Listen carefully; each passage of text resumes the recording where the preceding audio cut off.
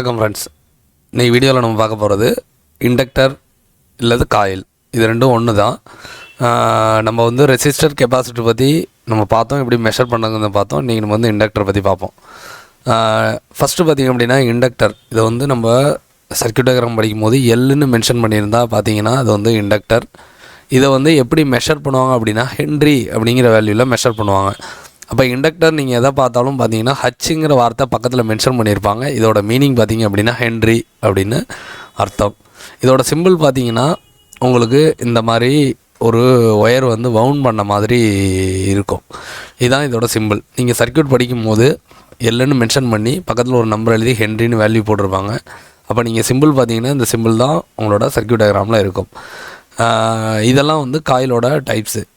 இப்போ பார்த்தீங்கன்னா ஒரு மெட்டீரியலில் ஒயர்ஸ் வந்து வவுண்ட் பண்ணியிருக்காங்க. இதெல்லாம் நம்ம போர்டில் உள்ள எஸ்எம்டி காயில்ஸ். இதில் ஒன்றும் இல்லை, நீங்கள் பார்க்குற நார்மல் காயில் மாதிரி இது உள்ளுக்குள்ள காயில் மேலே ஒரு பாக்ஸ் மாதிரி போட்டு க்ளோஸ் பண்ணியிருக்காங்க. இந்த காயிலெலாம் பார்த்தீங்க அப்படின்னா நம்ம போர்டில் ரிப்பீட்டடாக வர்றது. இதை பார்த்தம்போது உங்களுக்கு ரெசிஸ்ட் மாதிரி டவுட் வரும். ரெசிஸ்ட் பார்த்திங்கன்னா உங்களுக்கு சைடில் போயிட்டு இருக்கும், டாப்பில் மட்டும்தான் பிளாக் இருக்குது. இந்த சைட்லேயும் பிளாக்கு, டாப்லேயும் பிளாக்கு, ஒரு மாதிரி ஸ்கொயர் ஷேப்பில் இது இருக்கிறதே நீங்கள் பார்க்க முடியும். இது வந்து போர்டில் அதிகமாக பயன்படுத்தக்கூடிய ஒரு இண்டக்டர். இந்த இண்டக்டர் பார்த்திங்க அப்படின்னா போர்டில் நீங்கள் வந்து பார்ப்பீங்க.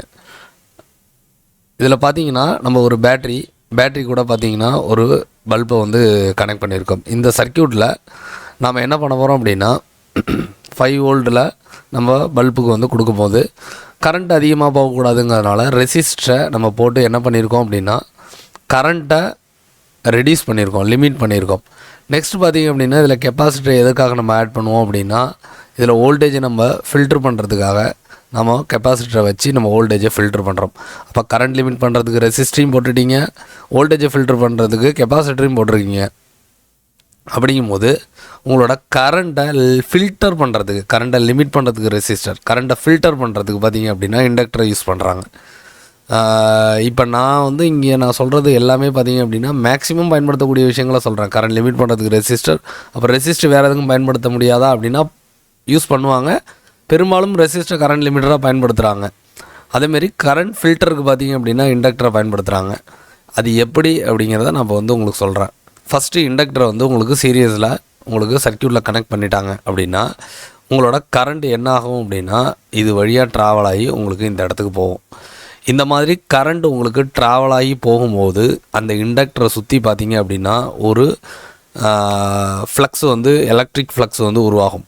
இது பார்த்திங்கன்னா ஒரு ஸ்டோரேஜ், அதாவது பேட்ரி எப்படி ஸ்டோர் பண்ணுமோ அந்த மாதிரி இது கரண்ட்டு போக போக இது என்ன பண்ணும் அப்படின்னா உங்களுக்கு இது ஸ்டோர் பண்ண ஆரம்பிக்கும். இப்போ இந்த மாதிரி ஸ்டோரேஜ் நடந்துக்கிட்டே இருக்கும்போது நீங்கள் சடனாக கரண்ட் வந்து உங்களுக்கு ட்ராப் நடக்குது.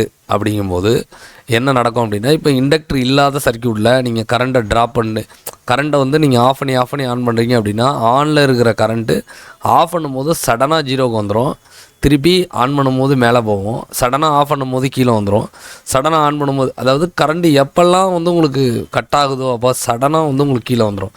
ஆனால் உங்களோட இண்டக்டர் இருக்கும்போது நீங்கள் கட் பண்ணுற நேரத்தில் நீங்கள் ஸ்டோர் பண்ணி வச்சுருக்க அந்த ஃப்ளக்ஸ் உங்களுக்கு கரண்ட்டை வந்து ப்ரொடியூஸ் பண்ணும். அப்போ நீங்கள் கட் பண்ண உடனே அது கிரவுண்டை போய் தொடாது, ஒரு குறிப்பிட்ட நேரம் எடுத்துக்கும். அதுக்குள்ளே திரும்பியும் அடுத்த பல்ஸ் வந்துருச்சு அப்படின்னா அது என்ன பண்ணும் அப்படின்னா உங்களுக்கு கரண்ட்டை லாஸ் பண்ணாமல், அதாவது கரண்ட்டை வந்து ஜீரோக்கு எடுத்துகிட்டு போகாமல் அது ஒரு ப்ராப்பரான வேல்யூவும் வந்து உங்களுக்கு கொடுக்கும். அப்போ வோல்டேஜை வந்து கெப்பாசிட்டர் ஃபில்டர் பண்ணுற மாதிரி கரண்ட்டை வந்து உங்களோட இண்டக்டர் வந்து ஃபில்டர் பண்ணும். இது இல்லாமல் இண்டக்டருக்கு நிறைய வேலைகள் இருக்குது. அதையும் நம்ம நெக்ஸ்ட் வர்ற வீடியோஸில் பார்க்கலாம். இந்த இண்டக்டரை வந்து எப்படி மெஷர் பண்ணுறது, எப்படி ஐடென்டிஃபை பண்ணுறது அப்படிங்கிறத நான் வந்து நெக்ஸ்ட் வீடியோவில் போஸ்ட் பண்ணுறேன்.